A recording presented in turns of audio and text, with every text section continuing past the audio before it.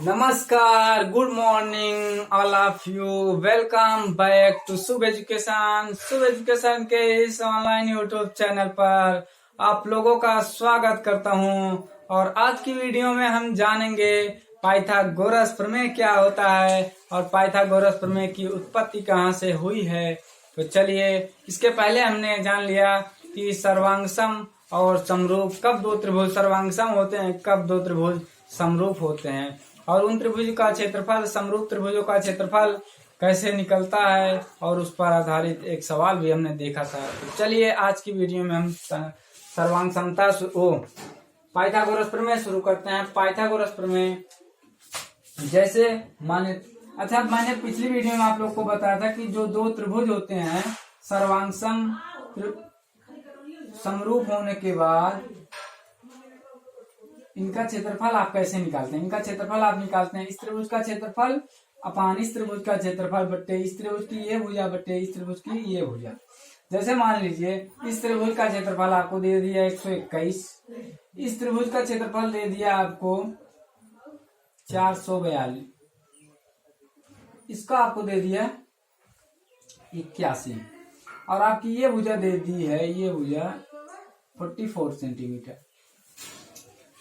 तो आप इसमें आपको ये भुजा अगर पूछे, ये भुजा, तो ए बी सी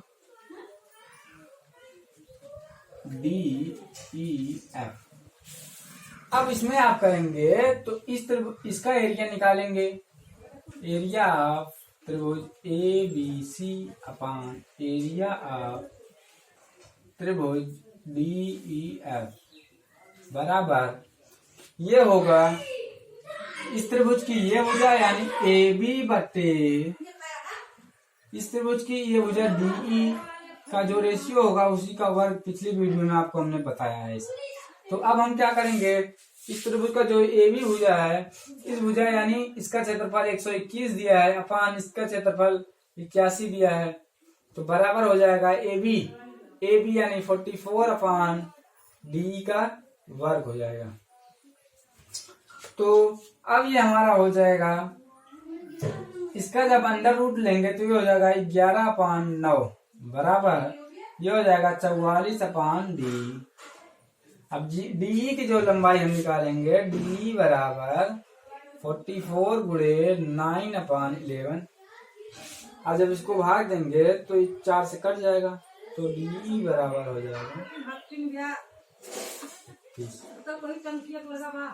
ये हो जाएगा। अगर हमका ये देकर ये पूछे तब भी हम निकाल सकते हैं, या ये देकर ये पूछे, इसमें से कोई भी, जैसे इसका क्षेत्रफल देकर और इन दोनों भुजाओं को देकर इसका क्षेत्रफल पूछे तो भी हम इससे निकाल सकते हैं। तो चलिए आगे हम कुछ और देखते हैं। अब हम जानेंगे पाइथागोरस प्रमेय की उत्पत्ति कहाँ से। इसके पहले हमने आपको बताया था समरूप की जो चौथी प्रॉपर्टी थी, उसमें हमने आपको बताया था जब हम किसी समकोण त्रिभुज में जो एंगल हमारा समकोण होता है उससे हम अगर इसके सामने वाले भुजा यानी कर्ण पर अगर लंब डालते हैं तो उसके द्वारा जो त्रिभुज हमारा बनता है, यानी अगर हम यहाँ से इस पर लंब डालें तो ये कोण हमारा 90 डिग्री होगा, ये कोण हमारा 90 डिग्री। तो हमने आपको बताया था ये जो त्रिभुज होगा बड़े वाले त्रिभुज के समरूप होगा, ये जो त्रिभुज होगा ये भी बड़े वाले त्रिभुज के समरूप होगा, यानी ये त्रिभुज इस त्रिभुज के भी समरूप होगा। तो इससे हम देखेंगे जब ये हमारा समरूप हो गया तो हम इसको ये मान लीजिए डी है। अब हम लिखेंगे त्रिभुज ए डी बी तथा त्रिभुज ए बी सी में इसमें क्या होगा, त्रिभुज ए डी बी समरूप होगा त्रिभुज ए बी सी। आप देख सकते हैं समरूप हो जाएगा।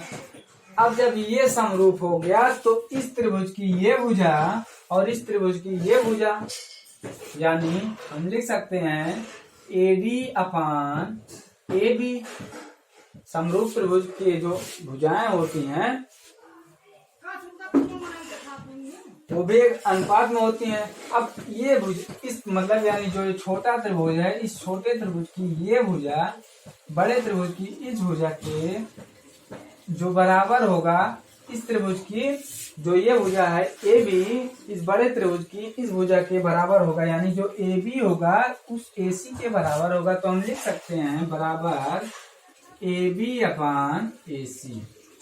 यानी जब ये दोनों त्रिभुज सर्वांगसम हो गए, कोई भी त्रिभुज सर्वांगसम होने के लिए हमने आपको बताया है कि उसके संगत कोण जो होते हैं और जो उनकी संगत कोण बराबर हैं और उनकी भुजाएं अगर अनुपात में हैं, समान अनुपात में हैं, तो वो दोनों त्रिभुज समरूप होते हैं। अब जब ये दोनों त्रिभुज समरूप हो गए तो हम इस समरूप त्रिभुज में देखेंगे इनकी भुजाएं अनुपात समानुपातिक हो जाएंगी।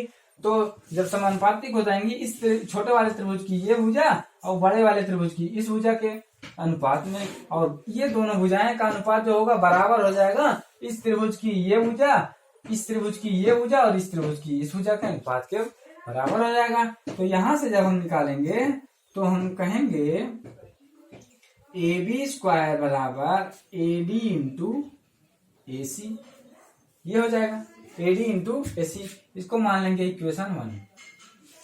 अब हम इस त्रिभुज में आएंगे, त्रिभुज बी डी सी तथा त्रिभुज ए बी सी में, ये दोनों भी समरूप हो जाएंगे। त्रिभुज बी डी सी समरूप त्रिभुज ए बी सी समरूप हो जाएंगे। अब जब ये समरूप हो गए तो इस त्रिभुज की ये भुजा यानी सी डी,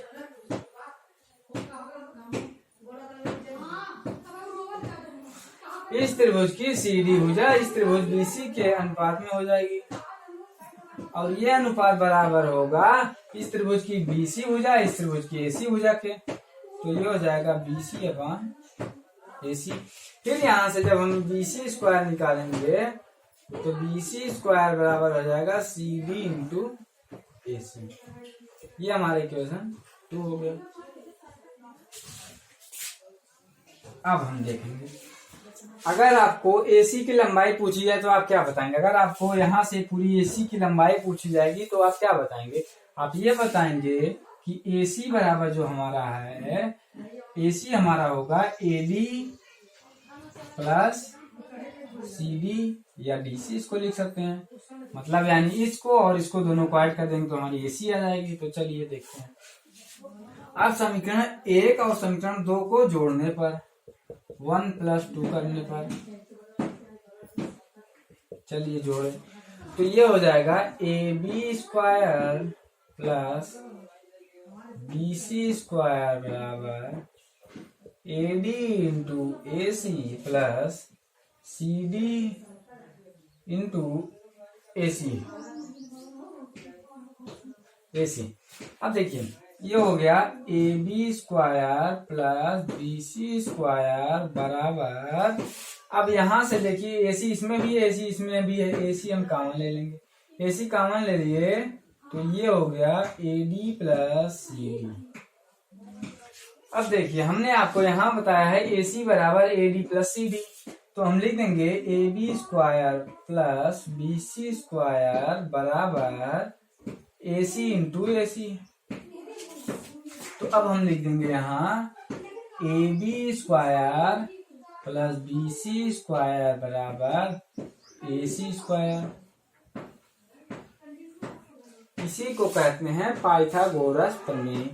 पाइथागोरस प्रमेय, इससे हमको यह सिद्ध होता है कि किसी भी समकोण त्रिभुज में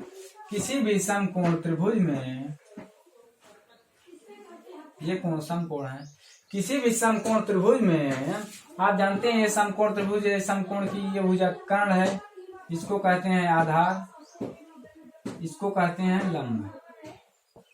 तो किसी भी समकोण त्रिभुज में ये देखिए ए बी सी, AC क्या है, कर्ण है। किसी भी समकोण त्रिभुज में कर्ण का वर्ग बराबर लंब का वर्ग प्लस आधार का वर्ग, यानी किसी भी समकोण त्रिभुज में कर्ण पर बना वर्ग शेष दो भुजाओं के वर्ग के योग के बराबर होता है।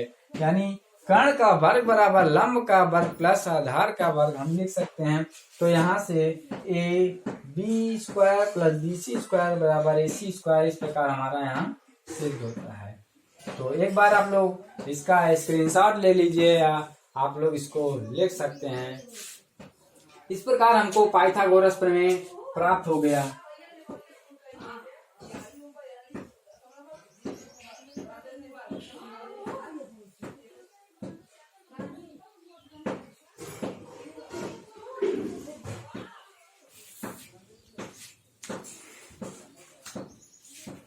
तो आज का वीडियो यहीं पर समाप्त करते हैं। नेक्स्ट वीडियो में कुछ और महत्वपूर्ण टॉपिक हम आपके सामने लेकर आएंगे। तो धन्यवाद।